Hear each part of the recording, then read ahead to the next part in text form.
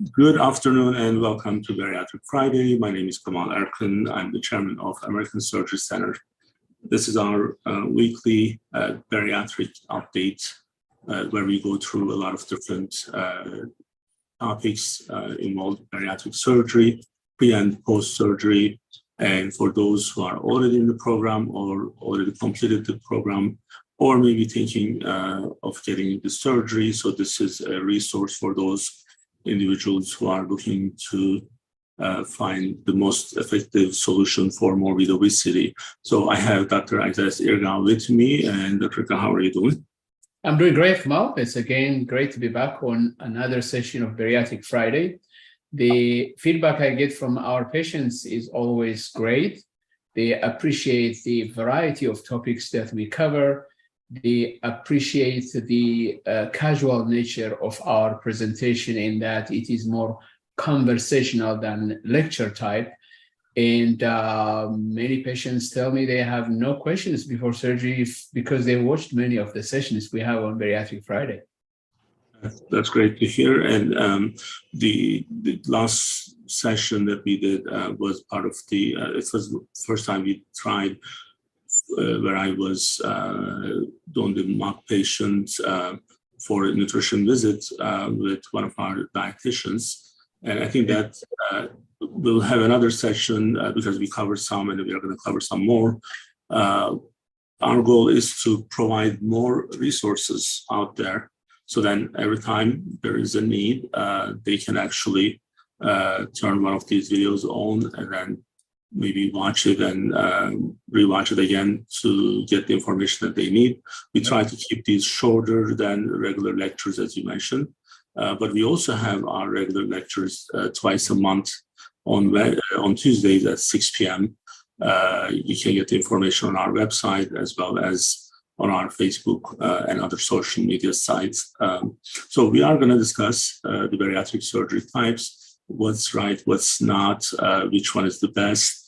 And patients may come to our offices with their opinions, and we'll demonstrate how we actually make those decisions. And Dr. Irgau is going to help us with that process. Absolutely, absolutely.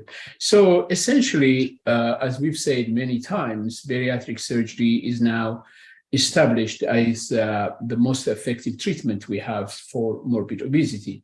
Morbid obesity defined as obesity which is out of control, with a person's weight being about 100 pounds or more above their ideal body weight. So if a person's ideal or healthy weight is supposed to be 150 pounds, and yet over the years they continue to gain weight and now they are 250 pounds, that is actually the definition of morbid obesity. And of course, we have another way of quantifying that when we talk about BMI or body mass index. And the number that we look into is a body mass index of 40. Although sometimes if a person has developed certain illnesses related to obesity, like type 2 diabetes, high blood pressure, or sleep apnea, even a body mass index as low as 35 could make them qualify for bariatric surgery.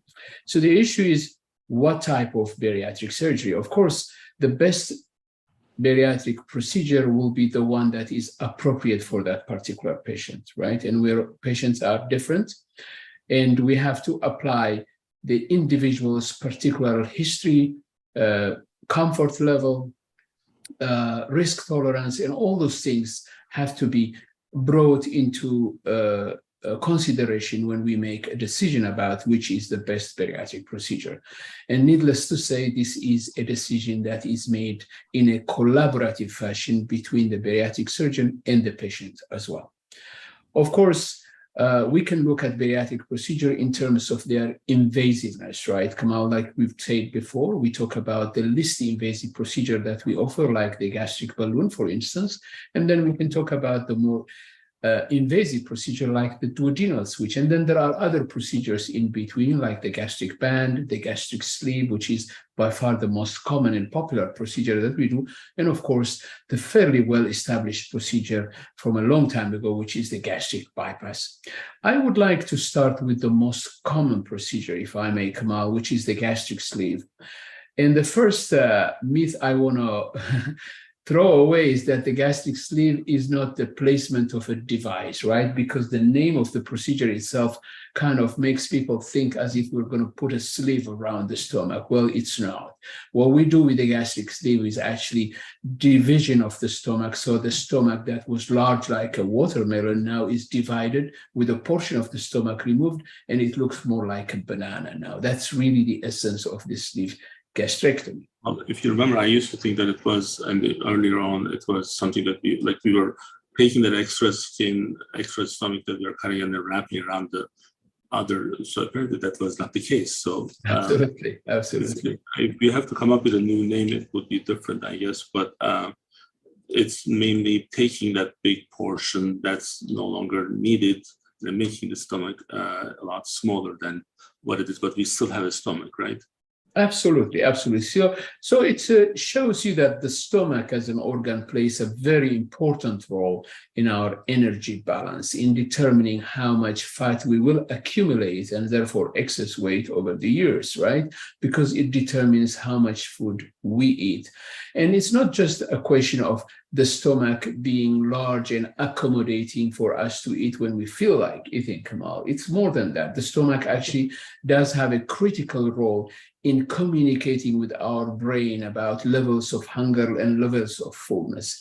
And that particular portion of the stomach that we actually remove when we do the gastric sleeve is the portion that is very involved in this communication that encourages appetite and eating. And therefore, when we talk about the sleeve gastrectomy, we're not talking about a procedure that is purely mechanical and that is geared to just make the stomach smaller, but we talk about a procedure which is metabolic because it interferes with the various processes through which our body decides what's the right weight for us, because that's the crux of the problem, isn't it? At the end of the day, Kemal, is that if the body decides that the weight of the person should be much higher, than whatever the person does to try to lose weight, they cannot really lose weight because the body defends that weight staunchly. And one of the ways in which it does that is through these communications that exist between the digestive tract and the brain. And when we do this surgery, we interfere with that communication and we reverse that set point to make the body think that a lower weight is actually acceptable for that person. And that's why weight loss happens so much more seamlessly with weight loss surgery as opposed to diet and exercise, for instance. Absolutely. Now, one of the I think the selection process is I know that we look at patients' ages. If they're on a younger side, the sleeve is always a better option, and I don't know if you were going to go to the bypass from here, but I don't want to make that premature if that's not the case. So, but for the first option, I guess the sleeve is the go-to procedure. Now, let me actually maybe change the question a little bit differently, and then you can go to the bariatric in your own terms, or to the bypass in your own terms. So if someone comes to me with who had a band surgery already and then they didn't lose weight, or they did, but then it's back at the BMI 35, 36, and then now they're not happy with the band and thinking that they were having some issues, and now they want to have another band. And the patient is less than 65, over 60. What would be our course of action in the case of that? So to begin with, the gastric band is actually the weaker of the procedures when you look at its power to induce weight loss. Like when you compare it to the gastric sleeve or the gastric bypass, you can see that the gastric band is not as powerful to begin with. So the chances of the person not reaching their goal weight is higher when they have the gastric band. The other issue that we see, as you know, of course, is that there are problems sometimes related to the device itself, because the gastric band is an actual device that is placed around the upper portion of the stomach. And often there are problems in terms of being able to swallow, nausea, vomiting, and therefore that can be so recurrent that the person may have the gastric band removed for that reason. And if they're still struggling with the weight, obviously the question is going to be what next? Well, it makes not much sense to retry a procedure that hasn't worked to begin with, Kemal, right? And also, when we do procedures the second time round, we call them revision surgeries, the body is actually much more entrenched in its response. So weight loss is actually harder when you do the procedure the second time round, right? So when you're doing it for the second time, to go still with a weaker procedure again doesn't make sense. But as I said at the beginning, Kemal, the decision on whether to choose one surgery or versus the other is a collaborative decision, which means the input of the surgeon as well as the patient are important. So if the patient from their comfort level feel that only the band is something that they will go with, unless there are other contraindications, the band is actually obviously better than doing nothing, as we know. But you as you correctly said, if a person has tried the band before, you would want to go with a more stronger procedure like the gastric sleeve or the gastric bypass as your next option. So now, if we were to go to the bypass, what would be the process for those, and where you would feel like bypass would be the right choice for the patient? Yeah. So gastric bypass has been for many years the golden standard of bariatric surgery. And the reason for that is because it is really the very first well-established procedure that bariatric surgeons have had. The gastric sleeve is something that has been popularized in the last 10, 12 years mainly. Now, it makes really a lot of sense why a lot of people choose gastric sleeve as their first procedure, right? Because with the gastric sleeve, all we are doing is removing a portion of the stomach. Importantly, we are not doing anything to the small intestine. We're not cutting the intestine. We're not rerouting the intestine, very important. Now, rerouting the intestine is something we do with the gastric bypass. So intuitively, most people who are looking at bariatric surgery will come up and ask for the gastric sleeve. And in the vast majority of cases, the gastric sleeve will be absolutely appropriate, and it will be a powerful enough procedure to serve them. There are some small instances, for instance, where we say the sleeve is not a good idea. Let's go to gastric bypass. For instance, a person who has developed severe irritation of their food pipe, something called Barrett's disease, for instance, we would say maybe going to gastric bypass is better. And the reason we say that is because with gastric bypass, we're able to isolate the food pipe from the acid of the stomach. But we are rerouting the intestine. Now, rerouting the intestine has its advantages, but also its drawbacks. The advantages of rerouting the intestine with gastric bypass, as I said, you're avoiding this acid irritation of the food pipe. And then also, there is actually an advantage in getting a procedure which is more powerful in tackling type 2 diabetes, and we've seen that as well, right? But what are the drawbacks of gastric bypass compared to the sleeve? Well, when you're rerouting the intestine, you're interfering with the person's ability to absorb vitamins and other essential micronutrients. So danger of vitamin insufficiency is there. But also, Kemal, when you cut the intestine and you put it in an unnatural position, which is what surgery does, you are actually putting the intestine at risk of being twisted and cause bowel obstruction, which sometimes can be a very, very serious or even life-threatening condition that requires surgical approach. So if you don't have to reroute the intestine, obviously it's not necessary.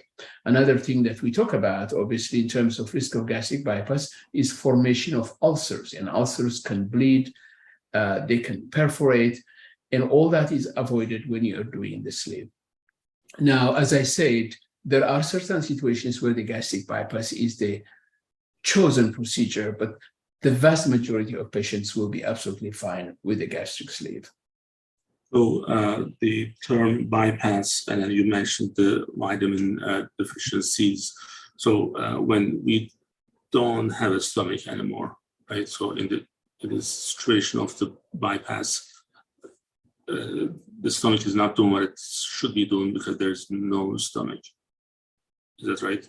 Well, a little bit more correct, yeah. It's not connected to the food pipe. Correct. So the food is not being routed through that early portion of the intestine, which just follows the stomach. It's called the duodenum and the early jejunum. And that is the most powerful portion of our intestinal tract in terms of absorbing certain vitamins and nutrients. And so if the food is not passing through that, well, absorption may not occur for those important vitamins. Yeah. So now, for those who may be in the middle of making this decision, one of the things that we do is an EGD and endoscopy, upper endoscopy, and if someone decided to go with gastric sleeve, but then we find out that they have Barrett, there are a couple of ways that we kind of go by. Either patient doesn't have any problems with going with bypass, or if they have any doubt, or if there are any clinical other conditions, that we may actually repeat the EGD second time to validate the first one. In some cases, I know that patients do come back with questions like why they have to go through this. So when you say Barrett, I know what it is in terms of what we need to do and what we don't need to do. But for those who don't know what it is, if you can just explain that so that those patients can benefit from. Yeah, absolutely. So Barrett's disease describes essentially a condition in the lower end of the food pipe, that end of the food pipe that immediately connects with the stomach. And in that is a condition that develops after there has been irritation of the food pipe over a long period of time with acid. Now, the potential risk of Barrett's disease is that tissue, that lining, could sometimes, in a small fraction of people, that can change itself into cancer, right? So cancer of the food pipe could potentially develop in some fraction of people who have Barrett's disease. Now, if that is the case, it is important to minimize ongoing irritation of that area with acid. Well, you cannot avoid that with the sleeve, because the sleeve has the stomach still connected to the food pipe, and acid will continue to bath that area. So theoretically, we want to avoid that. So if we discover Barrett's, we say, look, probably the better option for us in terms of achieving weight loss would be to go to gastric bypass, although gastric bypass has its own drawbacks, because in this particular situation, we want to minimize the risk of potential evolution of Barrett's disease in something more sinister like cancer, essentially. Now, all these are theoretical considerations, of course, and there are maybe other considerations also to say that, if a person were to develop, cancer of the lower end of the food pipe, then having an intact stomach is important for the future surgery and so forth. These are all theoretical considerations, but still valid.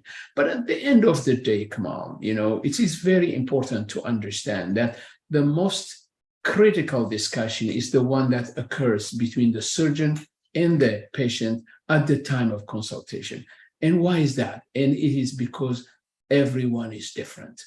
Everyone is different in terms of their actual medical condition. So yes, patients will be likely to have Googled and come up with some conclusions about what may something mean or not, but Google does not write about that individual patient, right? Google writes generalized information, which often may not be accurate as well, right? Or may not be applicable to a particular situation. So that is why you and I have these informative discussions on our Bariatric Friday, but ultimately our patients are going to decide on their treatment course after they come to our practice for a consultation, where we have extensive discussions after review of their medical condition.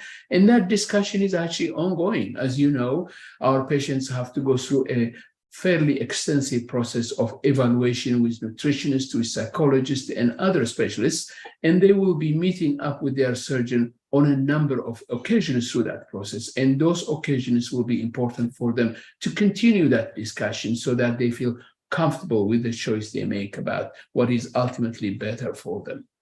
Well, we don't Google anymore, Dr. We do ChatGPT. So a little bit more advanced now, a little more sophisticated, but still not as good as the initial consult that they would have with a surgeon. Now, I bet if I say ChatGPT instead of Google, many people may not know that yet. They probably do. Google has pervaded our language so much now to replace research. Now we upgraded. So now, dealing with patients, communicating with patients on a daily basis, I know that not everyone is able to make this decision on their own, but then there are way too much out there where it kind of probably influence the patients in a wrong way in terms of what's right and what's wrong with them. Do you find patients coming to the office for the first consult, like kind of like opinionated? So they already know that this is what they are going to do in terms, even if you told them, no, this is not the right thing for you. Or is it like... Naturally. So, because first of all, this is a decision that evolves over time, right? They think about it maybe even as long as 2-3 years prior to actually taking action and coming to the office. So through that time, they will have had experience and interactions with people who may have had the surgery before, and they may have seen results that may have been appealing to them or not. So they will form an opinion as to what they want. And as I said, in the vast majority of cases, actually, we are able to accommodate what patients are comfortable with, right? But it is important, of course, for us to go with them through their individual history and then counsel them at what might be best. I can tell you, and you probably have the numbers as well, the vast majority of patients are undergoing sleeve gastrectomy. And this is not just particular in our practice, it's actually nationwide. You can see that the levels of sleeve gastrectomy are much, much higher, right? It's about 75% overall, and a little bit more for us with the surgery center. So, yeah. So this is less complicated, and if they don't have those comorbidities, it's kind of the right way to go. But I was just thinking, because I used to have maybe less interactions with the patients in the last, in the last 3-4 years. I do have more. Because now with the case conferences and having those on a daily basis, so I end up just calling the patient. In some cases, I have like 7-8 other people, but I do pick and choose who to call based on the difficulties they may have. And, patients are pretty opinionated when it comes to what they want. So I was just kind of wondering how open they are to take the recommendation directly if they want to make their decision and they don't want to go back. And after the discussion, we're okay to follow what the patient is comfortable with, as long as there are no major contraindications to do that. As I say, I presented the issue of the Barrett's, for instance, which is an important one, but there may be other considerations as well, which may make a patient really go with one procedure versus the other. So we've talked about the sleeve, where we are removing just the stomach, and then that is really the procedure, and then gastric bypass, where not only we cut the stomach, but we reroute the intestine as well. But both procedures are done laparoscopically, which means we make very small incisions. And in our program, in the vast majority of cases, this is an outpatient procedure, which means patients go home the same day and recover fairly quickly from these procedures as well. Of course, they are surgical procedures. Go ahead. I was just going to actually, you kind of stole my line on that, because I was just going to talk about how actually straightforward to take care of these patients after the surgery. And we send them home 99.9% of the time. After the operation, it's about 6 hours average that they stay in the surgery center. Yet how much they have to go through to get the surgery done. And then also that fear, like if you were to just ask any random person their opinion of how risky bariatric surgery versus a gallbladder, they're going to say, well, bariatric probably is like 10 times more riskier. In fact, that's not the case. Maybe they're even they're maybe same, or maybe bariatric surgery, I would say less, because in many cases, most cases, it's not happening because of the emergency. So we prep the patient for 3 to 6 months. We get all the clearances. So, but yet, patient is discharged same day. So many people, and it's kind of new because the other day I was looking at one of the marketing materials from one of the hospitals. the way they are emphasizing like the hospital side of it, but we don't want our patients to go to the hospital. This is not a hospital procedure. If it can be done with the team that's specialized in bariatrics, this is our boutique. Like no one does this better than we do in anywhere else, like hospital or not hospital. So, and if it can be done in the outpatient setting, and if you can go home on the same day, it tells you one, it's not too complicated, or it's the perception of the complication is not right. And the other thing is, well, you'll go home.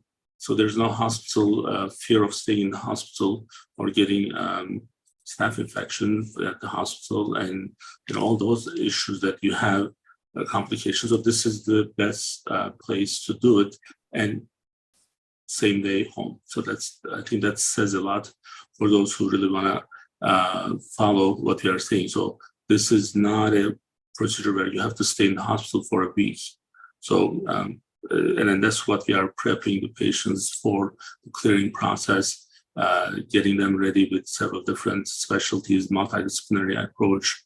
And I'm glad that we are able to help those individuals who are choosing the program. Absolutely, absolutely. So, as you correctly say, the reason patients are able to go home so swiftly after surgery is because of that extensive preparation beforehand. So that extensive preparation that we put in at the beginning is really to get the patients ready medically, mentally, in every other way, so that their surgery goes smoothly, their recovery goes smoothly, and they are well prepared, even mentally, to recover very, very quickly. As you mentioned, the vast majority of patients do very well in this setting. Of course, there are patients that would not be appropriate candidates for outpatient surgery, and they have to be done in the hospital. There is no question about that. But the vast majority of patients will be able to be done in an outpatient setting. And then, as you said, there is no exposure to other illnesses that may be circulating in the hospital.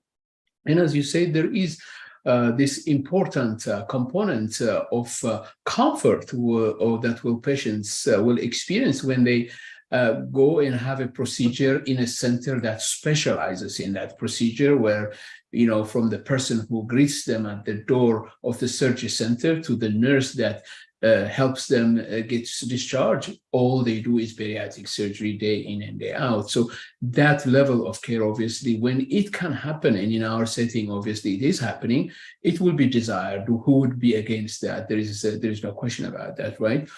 But obviously, there are patients who may not qualify for that because they may require higher level of care if they have severe heart disease, severe kidney disease, severe lung disease. In that case, a hospital setting would be appropriate. And obviously, our surgeons are able to work in hospitals. As you know, CHRIAS surgeons have been instrumental in actually building up the bariatric programs in our area, whether it's St. Francis Hospital, Christiana Hospital, Bay Health. Many of the surgeons who work in these places were actually trainees under the CHRIAS surgeons who really have started bariatric surgery in our area about 20 years ago. We were hoping that this would help those patients who are in the middle of making the decision to decide which surgery type would be right for them. And we'll be back with another topic next week. Until then, try to stay cool. The weather situation is really bad, especially for, I believe, for those patients with who are struggling with morbid obesity problem. It's an even bigger problem. So try to stay indoors as much as possible, places with ACs. And if there isn't enough, then go to the mall. Just don't do any food shopping there. And we'll be back next week. Thank you for watching us. Good advice. All right. Bye-bye.